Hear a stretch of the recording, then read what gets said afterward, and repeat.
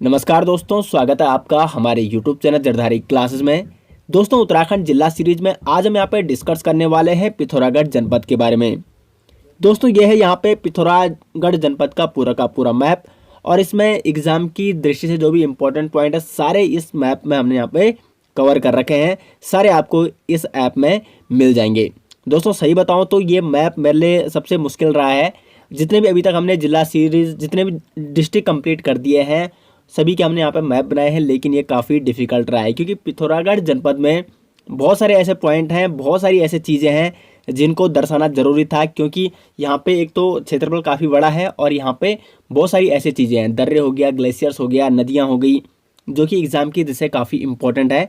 तो इसलिए यहाँ पे इतना बड़ा यहाँ पे इसका मैप बना है और बहुत सारी चीज़ें इसमें दर्शाई गई है। तो आपके लिए काफ़ी हेल्पफुल होगा ये, अगर आप कोई आसानी से आप इसको याद करते हो, क्योंकि मैप से यही होता है। इसलिए मैप के माध्यम से आपको समझाते हैं ताकि आपको एक तो अच्छे से समझ में आ जाता है और एक आपके दिमाग में बैठ जाती है कौन सी चीज़ कहाँ पे, और याद करने में आसानी हो जाती है। तो ये मैप काफ़ी हेल्पफुल होगा आपके लिए याद करने के लिए।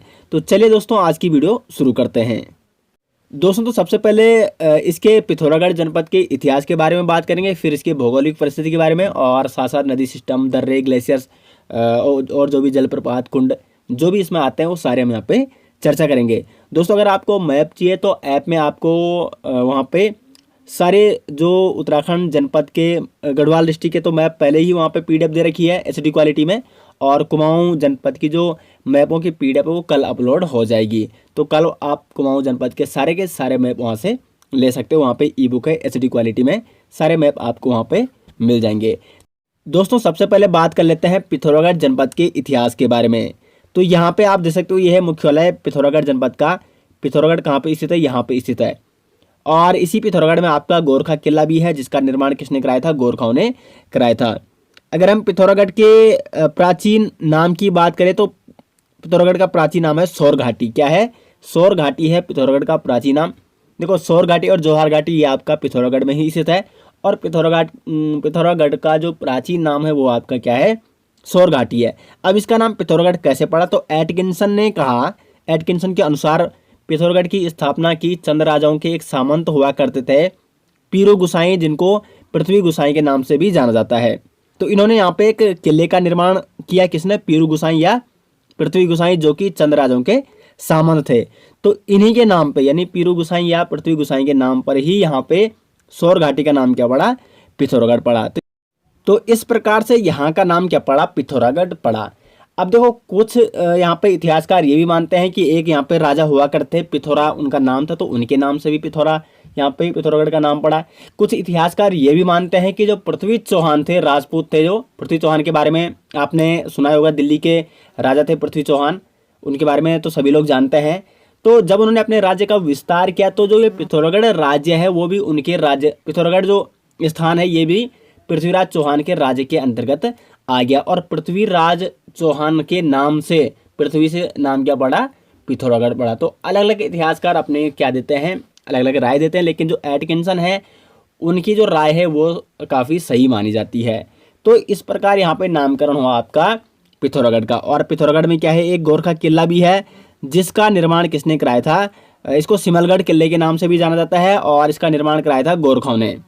लेकिन अंग्रेजों ने अब इसका नाम क्या परिवर्तित किया? जब अंग्रेजों ने यहाँ पे शासन किया तो अंग्रेजों ने इसका नाम रखा लंदन फोर्ट। ये काफ़ी इंपॉर्टेंट है। लंदन फोर्ट के नाम से किसको जाना जाता है?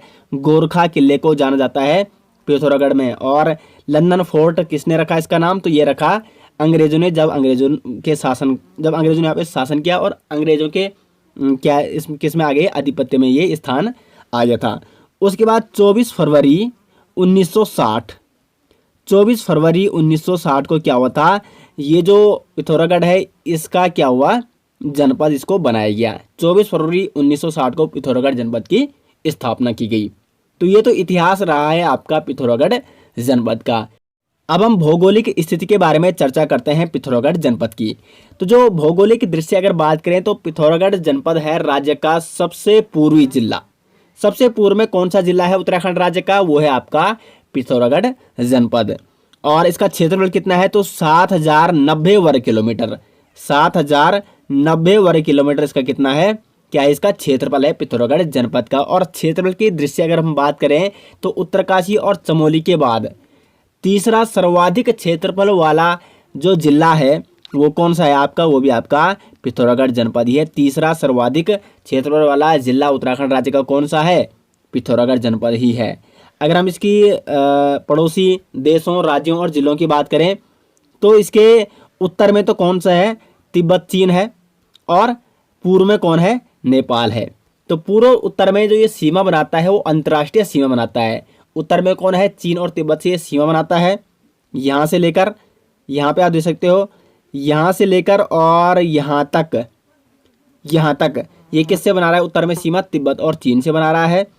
जबकि यहाँ से लेकर और यहाँ तक ये पूर्व में किससे सीमा बना रहा है, नेपाल से सीमा बना रहा है। तो उत्तराखंड का ऐसा राज्य जो सर्वाधिक अंतर्राष्ट्रीय सीमा बनाता है वो कौन सा है, वो भी आपका पिथौरागढ़ जनपद ही है। क्योंकि देखो भौगोलिक स्थिति भी इसकी काफ़ी इंपॉर्टेंट है, यहाँ से काफ़ी क्वेश्चन बन चुके हैं कई बार एग्जाम में और बनते भी जाएंगे आगे। तो सर्वाधिक अंतर्राष्ट्रीय सीमा क्योंकि ये नेपाल से भी बना रहा है और चीन से भी बना रहा है, चीन तिब्बत से, तो दो देशों से ये सीमा बना रहा है। इसका मतलब सर्वाधिक अंतर्राष्ट्रीय सीमा कौन सा बनाता है, कौन सा जनपद बनाता है उत्तराखंड का, वो बनाता है आपका पिथौरागढ़ जनपद ही बनाता है।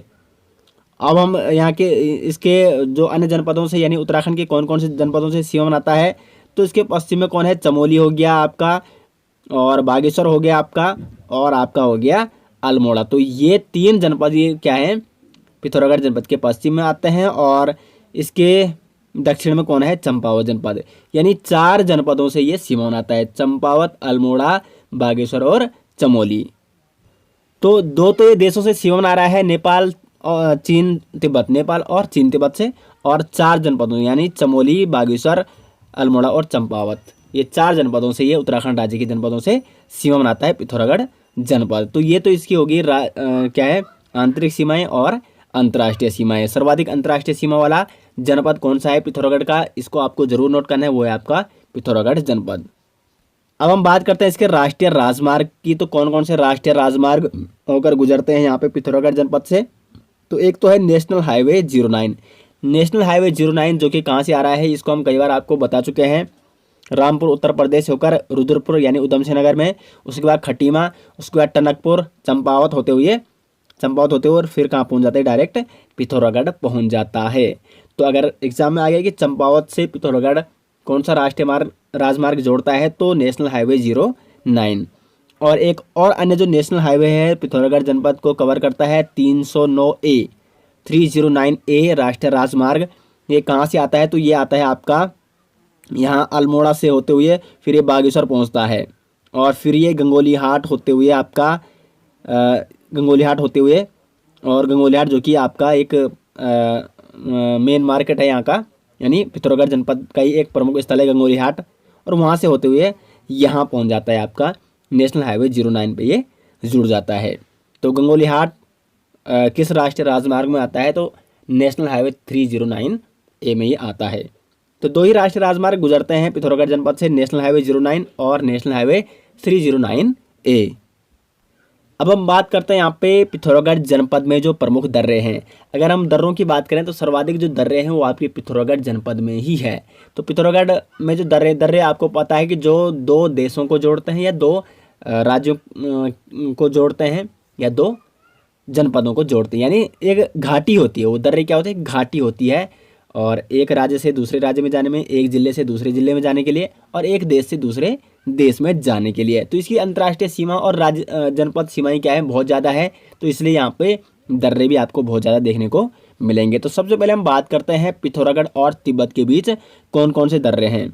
तो देखो यहाँ पे एक तो ऊंटा धुर्रा दर्रा, ये यहाँ पे आपका, ये किसको जोड़ रहा है, ये आपका पिथौरागढ़ है और ये आपका तिब्बत चीन है। तो तिब्बत चीन काफ़ी लोग पहले यहाँ से भी जाते थे। एक ऊंटा धुर्रा हो गया, दूसरा यहाँ पे लिम्पिया धुर्रा, और तीसरा यहाँ पे लिपुलेख दर्रा। ये काफ़ी इंपॉर्टेंट है, लिपुलेख दर्रा, ये भी आपका कहाँ है, पिथौरागढ़ और चीन तिब्बत के बीच में पड़ता है। कई बार एग्जाम में क्वेश्चन बनता है कि काली नदी का उद्गम कहाँ से होता है। तो वैसे तो काली नदी का उद्गम भारत ये मानता है कि वहाँ पे जो काला पानी नामक स्थान है वहाँ से होता है, लेकिन कई बार एग्जाम में वो दर्रा भी देता है तो वो लिपुलेख दर्रा भी माना जाता है। तो ये है यहाँ पे लिपुलेख दर्रा, लिम्पिया दर्रा और ऊंटा दर्रा, ये 3 दर्रे तो यहाँ पे मैप में आपको दिखाए गए हैं। बाकी कुछ अन्य दर्रे भी हैं, यहाँ पे आप देख सकते हो। ये देखो नंबर 1 है दारमान नवीधुरा दर्रा, ये भी आपका पिथौरागढ़ तिब्बत के बीच में स्थित है। लंपिया दर्रा, मनसा दर्रा, लिपुलेख दर्रा, लेवी दर्रा और ऊंटा जयंती दर्रा। तो ये 6 दर्रे आपके कौन कौन से यहाँ पे देशों को जोड़ते हैं, यानी भारत और चीन तिब्बत को जोड़ते हैं, यानी पिथौरागढ़ और चीन तिब्बत के बीच स्थित है ये दर्रे। अब हम बात करते हैं उन दर्रों की जो कि चमोली और पिथौरागढ़ के बीच में स्थित है। ये आपका चमोली है, ये आपका पिथौरागढ़ है। तो यहाँ पे 4 दर्रे हैं। कौन कौन से, ये मैंने सारे दर्शा रहे कि यहाँ पे 12 होती है।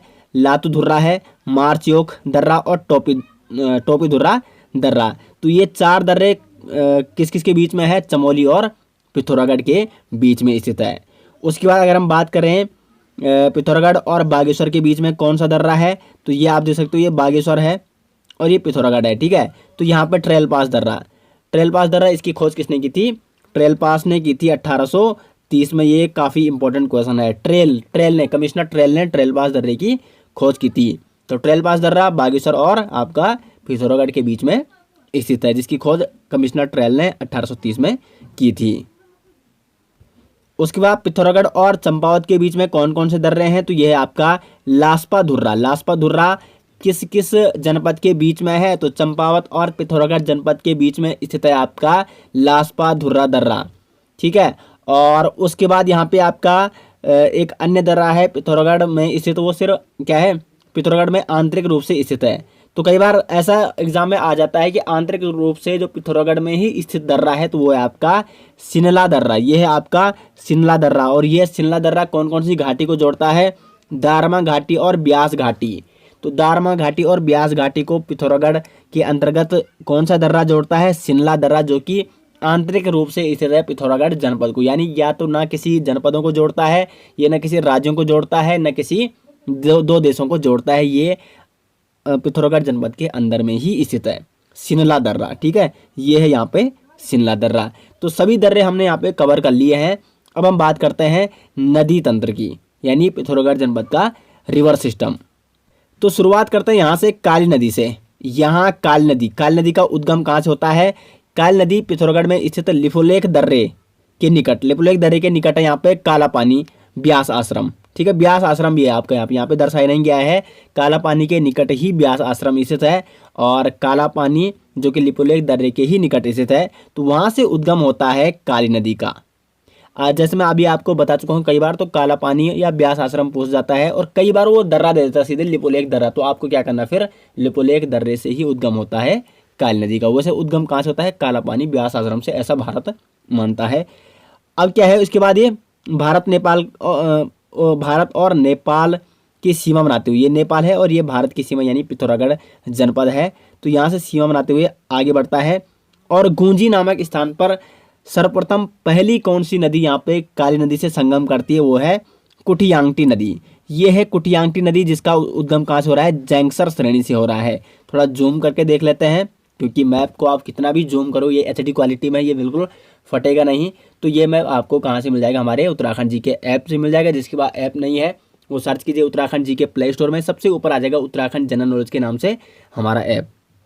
तो वहाँ पे आपको सारे जो कुमाऊँ जनपद के और गढ़वाल जनपद के मैपों HD क्वालिटी में आपको वहाँ पे प्रोवाइड किए जाते हैं। तो यहाँ से जैंक्सर श्रेणी से निकलती है कुटियांगटी नदी और गूंजी नामक स्थान पर सर्वप्रथम ये काली नदी से संगम करती है।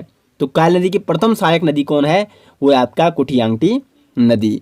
उसके बाद यहाँ से ये आगे बढ़ती है यहाँ पे काली नदी और कहाँ पहुँच जाती है, फिर ये मतलब कुल मिला के पिथौरागढ़ और नेपाल की ही सीमा बनाते हुए आगे बढ़ती है और खेला और तवाघाट नामक स्थान पर ये पहुँच जाती है। खेला तवाघाट नामक स्थान पर ये किससे संगम करती है, पूर्वी धौलीगंगा से। अब पूर्वी धौलीगंगा के बारे में पहले जान लेते हैं कहाँ से ये निकल रही है। तो जो पूर्वी धौलीगंगा है ये 2 शाखाओं के रूप में निकलती है, लिस्सर नदी और दारमा नदी। ये लिस्सर नदी और दारमा नदी कौन सी हिमनद से इनका उद्गम होता है, गोवान खना हिमनद से। गोवान खना हिमनद से लिस्सर नदी और दारमा नदी के रूप में निकलती है और फिर जहाँ पे छोटा कैलाश है वहाँ पे ये मिल जाती है एक दूसरे से, यानी लिस्सर नदी और दारमा नदी। और फिर ये आगे बढ़ती है पूर्वी धौली गंगा के नाम से। फिर पूरी धौली गंगा आगे बढ़ती है और खेला तवाघाट नामक स्थान पर ये आपका काली नदी से ये संगम करती है। तो दूसरी सहायक नदी कौन सी हो गई इसकी, काली नदी की, पूर्वी धौली गंगा।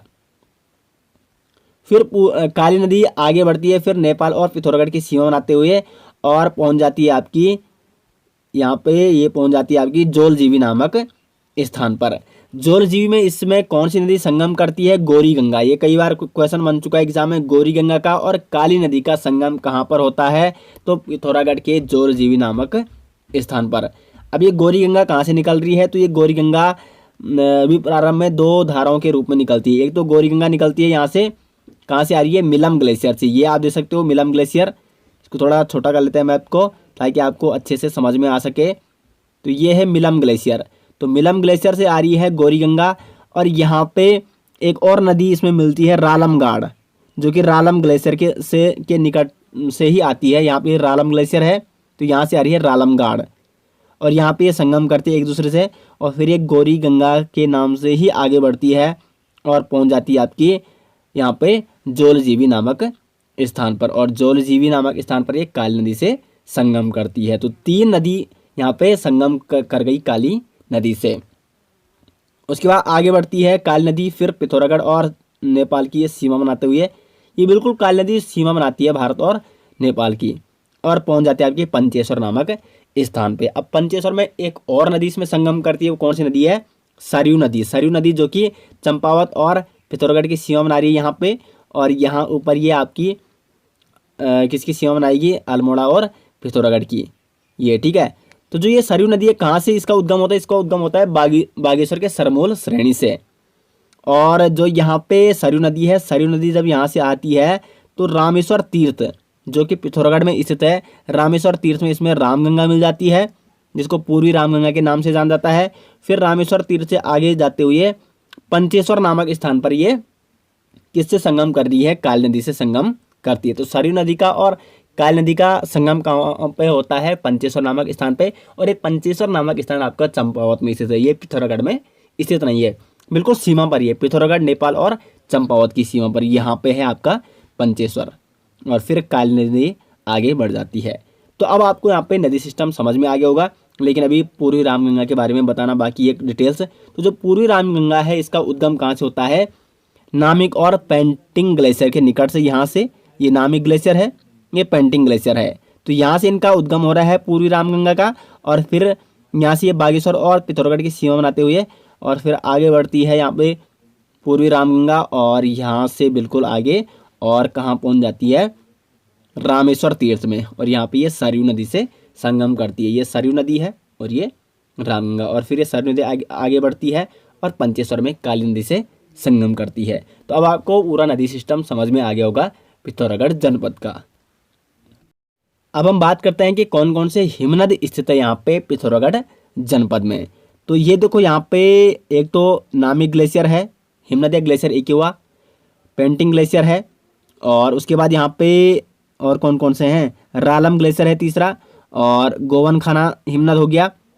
ये तो खैर सीमा पे स्थित है बिल्कुल ठीक है, यहीं से आ रही है नदी। और उसके बाद मिलम ग्लेशियर हो गया, कितने हो गए, 4 हो गए। और यहाँ पे उसके बाद पेंटिंग में हो गया पिनोरा ग्लेशियर, रालम ग्लेशियर है, लसार, यहाँ पे आप देख सकते हो ये लिस्ट है पूरी। काली हिमनद है, मिलम ग्लेशियर है, नामिक ग्लेशियर है, हीरावाणी ग्लेशियर है, पेंटिंग ग्लेशियर है, पिनोरा ग्लेशियर है, रालम ग्लेशियर है और लसार हिमनद। तो ये सभी प्रमुख हिमनद आपको नोट करने हैं। ये कहाँ है, आपके पिथौरागढ़ जनपद में स्थित है। वैसे हिमनद को याद करने की एक शॉर्ट ट्रिक हमने बना रखी है, जिसमें हमने एक स्पेशल वीडियो बना रखी है। तो आप सर्च कीजिए Uttarakhand glacier short trick by Jardhari classes, सबसे ऊपर आ जाएगी यूट्यूब में जरधारी क्लासेस की वीडियो। तो वहाँ से उत्तराखंड के जितने भी क्या है ग्लेशियर है जिस जनपद में, प्रत्येक जनपद वाइज हमने शॉर्ट ट्रिक के माध्यम से वहाँ पे अच्छे से आपको याद कराने की कोशिश की है। तो ये सारे हिमनद आपके हो गई पिथौरागढ़ जनपद में। अब हम बात करते हैं पिथौरागढ़ जनपद में कौन कौन से प्रसिद्ध कुंड हैं। तो यहाँ पे देखो, एक तो यहाँ पे है महेश्वर कुंड हो गया, ये आपका मुनस्यारी में है, और मैसर कुंड और थमरी कुंड, ये तीनों कुंड कहाँ है, आपके मुनस्यारी के ही निकट स्थित है। महेश्वर कुंड, मैसर कुंड और थमरी कुंड। थोड़ा एक बार जूम करके देख लेते हैं ताकि आपको अच्छे से दिख जाए। महेश्वर कुंड, मैसर कुंड और थमरी कुंड। यहाँ पे मैसर कुंड, महेश्वर कुंड और थमरी कुंड के बीच में है। और एक यहाँ पे ब्रह्म कुंड है, लेकिन ब्रह्म कुंड बहुत सारे जनपदों में भी स्थित है, तो इसलिए ज़्यादा इंपॉर्टेंट नहीं है। ये तीनों काफ़ी इंपॉर्टेंट है। इनमें से थमरी कुंड सबसे ज़्यादा इंपॉर्टेंट, ये आपको ज़रूर नोट करना है। बाकी ये तीनों तो आपको किसी भी हालत में नोट करने हैं। अब हम बात करते हैं पिथौरागढ़ जनपद में कौन कौन से जलप्रपात हैं। तो यहाँ पे एक तो बिरथी जलप्रपात है, ये किस नदी के निकट में स्थित है? अगर ऐसा बनता है तो ये आपका ये पूर्वी रामगंगा है, ठीक है। तो पूर्वी रामगंगा के जो कि कहाँ से निकल रही है? पेंटिंग और नामी ग्लेशियर से। तो पूर्वी रामगंगा के ही निकट स्थित है बिरथी जलप्रपात, जो कि आपका पिथौरागढ़ जनपद में स्थित है। तो एक जलप्रपात तो ये हो गया आपका बिरथी जलप्रपात। और उसके बाद जो अन्य जलप्रपात है यहाँ पे, ये है तुनखोला जलप्रपात, ठीक है। ये भी आपका कहाँ है? बेरीनाग के थोड़ा सा ऊपर है आपका, और रामगंगा नदी के ही निकट स्थित है तुनखोला जलप्रपात। तो दो जलप्रपात हो गया। और एक है भुरमुनी जलप्रपात।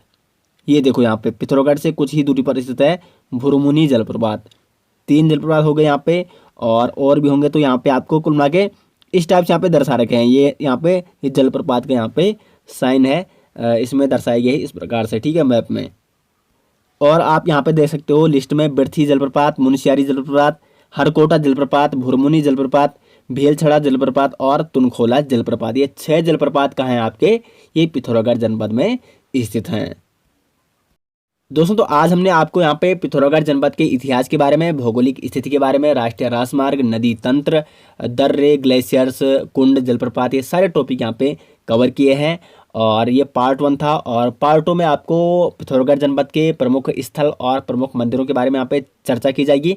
और इसके 3 पार्ट आएगी, यानी काफ़ी बड़ा ये क्या है जनपद है, तो इसमें बहुत सारी चीज़ें हैं एग्जाम की दृष्टि से काफ़ी इंपॉर्टेंट। तो 3 पार्ट में हम इसको कवर करेंगे। तीसरे पार्ट में हम इसके प्रसिद्ध मेले, प्रमुख यात्राएं जैसे कैलाश मानसरोवर यात्रा हो गई, हिल्स यात्रा होगी, और प्रशासनिक ढांचे, ये सारे टॉपिक आपके कंप्लीट हो जाएंगे। यानी 3 पार्ट में आपका पिथौरागढ़ जनपद कंप्लीट हो जाएगा, और उसके बाद इसका MCQ प्रैक्टिस सेट आ जाएगा।